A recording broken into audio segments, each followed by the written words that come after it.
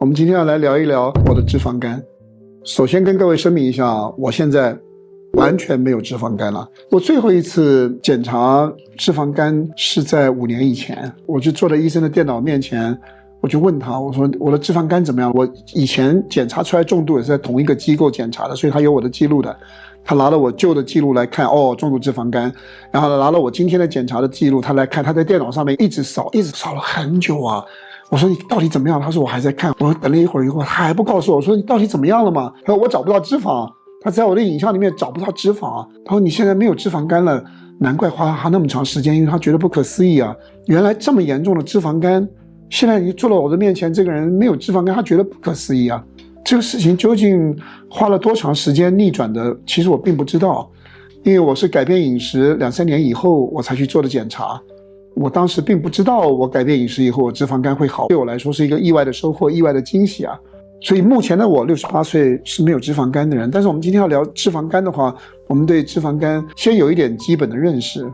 首先在我小的时候，我听我父母说过，他们的朋友有脂肪肝的，喝酒喝得多的人他有酒精性脂肪肝。可是我们得的脂肪肝呢，都叫做非酒精性脂肪肝，这是2种完全不一样的毛病啊。非酒精性脂肪肝是一种代谢性的疾病，所谓的代谢性的疾病就是跟高血糖啦、高血压啦、高血脂啦，它的根本原因来源都差不多的，都是属于代谢性的疾病。所以我们先把这个东西做个区别。我自己本身是从来都不喝酒的，我33岁、34岁的时候把香烟戒掉了的，所以我是不会有酒精性脂肪肝的人，因为我滴酒不沾的。那我的脂肪肝从哪里来的呢？其实道理很简单的，你胖的时候肚子凸出来了以后，就你不要管你四肢胖不胖，肚子鼓出来就脂肪肝，你去检查。我提醒所有的人，大多数的人会听到医生说你有轻度脂肪肝，有少部分的人听到轻度脂肪肝以后会很紧张，很害怕，不知道会发生什么事。可是绝大多数的人听到轻度脂肪肝的时候是很轻松，认为自己只是轻度的，还好我是轻度的。我跟各位说，你要用很严肃的态度面对轻度脂肪肝。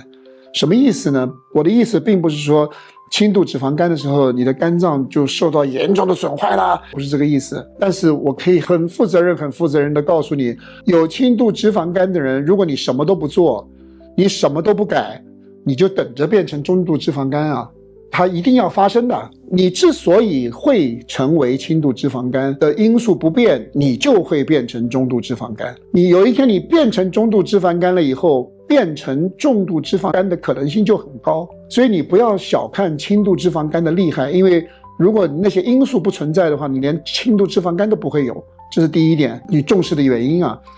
我请你特别重视它的第二个原因是什么？轻度脂肪肝如果你及早介入的话，是最容易逆袭的，是最容易改变的。如果你错过了这个时间窗口，是非常可惜的。所以如果这个时候你知道自己是轻度脂肪肝的时候，第一，你可以庆祝什么？庆祝发现了。如果你没有发现的话，你等到中度的时候才发现，接下来你需要做什么？需要寻找方案了。当年我是重度的脂肪肝，那个是10几年以前的事了。当时我的医生说重度脂肪肝没有药可以吃的，我说那怎么办？我的医生看看我说只有减肥，减肥是效果最好的。10几年以前你说300斤的人讲减肥，我哪一天不想减肥啊？我每一天睡着觉起来想的最重要的事情就是减肥，减不了嘛，我就没希望了。好了，那我的脂肪肝是怎么做到的？现在完全没有。你们看我视频看多了应该知道，我在59岁那年因为读了一本我女儿送给我的书以后，我才理解我们原本认知的热量理论竟然有根本性的错误。我们体重之所以会越来越胖的原因跟我们热量吃多了没有直接关系的，真正的直接关系是在胰岛素的。胰岛素越多的人，越高的人身体储存热量就越厉害，胰岛素越低的人身体消耗热量就越厉害。我懂了这个理论以后我就去改嘛。我选择生酮饮食是因为只有生酮饮食这种饮食模式啊，才能够让我的身体把它的胰岛素降到最低。那我想我的身体，我们每一个人身体的基础胰岛素在哪里是不一样的，有的人的基础胰岛素很低，有的人的基础胰岛素很高。我现在知道我自己是天生的高胰岛素血症，我就是天生的胰岛素高，我即使1个礼拜不吃饭，我的空腹胰岛素都很高，所以我的基础胰岛素本来就比人高。可是我要努力的把我的体内的胰岛素尽可能的降到离我的基础胰岛素越近，对我越有利啊。所以唯有生酮饮食做得到。我们身体会胖的原因是什么？是因为我们身体会把多余的热量转变成脂肪，存在我们的脂肪细胞里面。然后呢，我们的脂肪细胞里面的脂肪越来越多，那我们就越来越胖了。合成脂肪的时候需要胰岛素的参与的，所以我们吃传统饮食的人呢，你身体要把热量转变成脂肪，存到脂肪细胞里面，需要很多胰岛素的帮助的。那在这种情况下，当你的体重越来越重的时候，就表示你身体一直不停地在制造很多很多的胰岛素的，你就会出现一种现象叫做胰岛素抵抗。那胰岛素抵抗出现了的时候呢，你需要制造更多的胰岛素才能够把这些脂肪存到你的脂肪细胞里面去，需要更多。这个时候的从另外一个角度去看这个问题，就是你的体脂肪的细胞在接收这些脂肪的时候就不那么顺利了。就好像你塞衣服塞到一个行李箱里面，刚刚开始是很轻松就可以放进去，你就不停地往里面放衣服，不停地放衣服的时候，到最后你要在上面压才关得住了，那你的脂肪细胞就有点像这个状态了。我们的身体会出现一个什么变化呢？塞不进去了嘛，这个时候就会有一部分的脂肪流到我们的肝脏细胞里面去了，那我们肝脏细胞里面的脂肪就会越来越多。所有的这些脂肪它的结构都叫做甘油三酯。为什么我选择生酮饮食呢？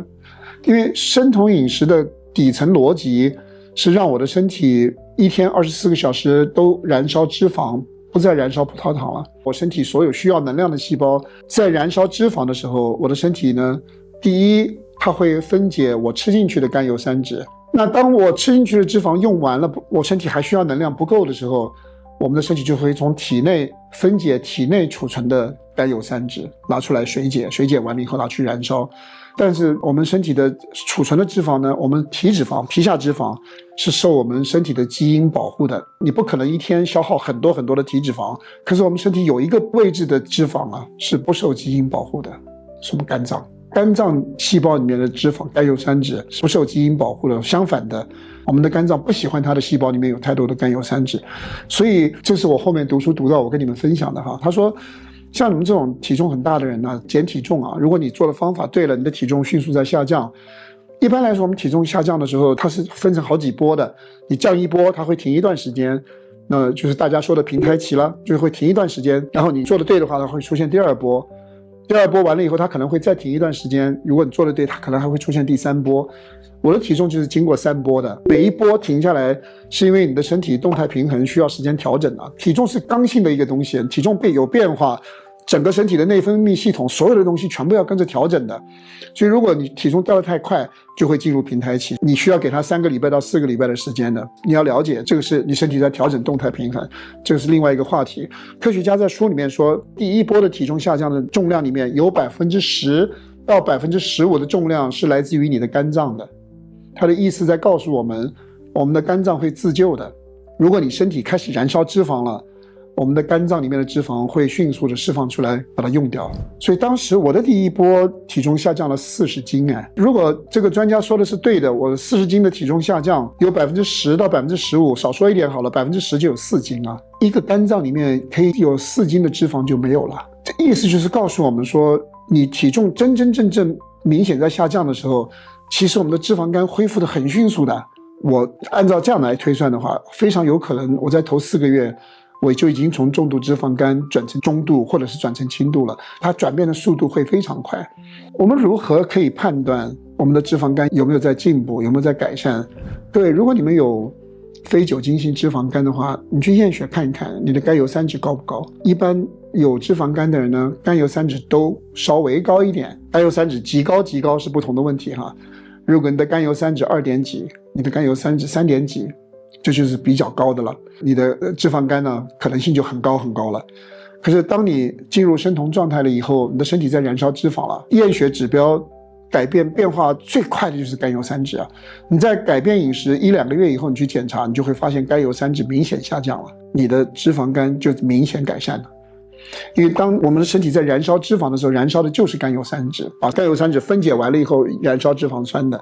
你血液里面的甘油三酯是在哪里验出来的？是在你的低密度脂蛋白里面验出来的。那你低密度脂蛋白里面的甘油三酯是哪里来的？肝脏里面出来的。你的肝脏制造低密度脂蛋白的时候，它把它里面多余的脂肪，它不要的脂肪装在你的低密度脂蛋白里面了。验血验出来的甘油三酯越高，代表你肝脏里面的脂肪越多呀。如果你验出来的甘油三酯越低，代表你肝脏里面的甘油三酯越低啊，这其实就是一个参考指标。我的甘油三酯原本是3点几的，我生酮了半年1年，我再去检查身体的时候，我的甘油三酯掉到了0.7几啊。我甘油三酯最低的时候来到0.3、0.4左右，甘油三酯这么低很少见的，尤其是在比较胖的人身上很少见啊。这是我自己调整我自己脂肪肝的一个整个的过程和经验，来跟大家分享，希望对你们会有帮助。谢谢。